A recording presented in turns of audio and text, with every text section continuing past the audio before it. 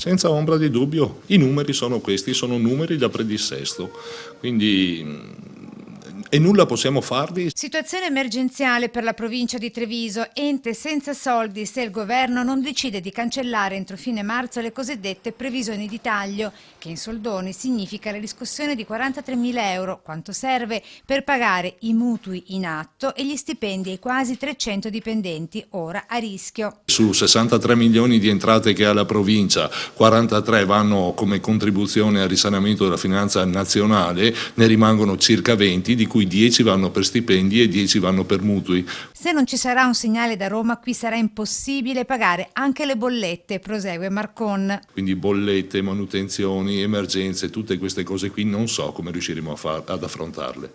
Ammesso e non concesso che cancellino il taglio, come detto prima. Così è, non c'è niente da fare. Ci vorrà una revisione dell'idea di provincia a livello governativo. Se intendono, e credo intendano recepire ciò che è emerso dal referendum, quindi la volontà che le province rimangano come ente intermedio tra comuni e regioni, il governo deve prendere per mano la questione province.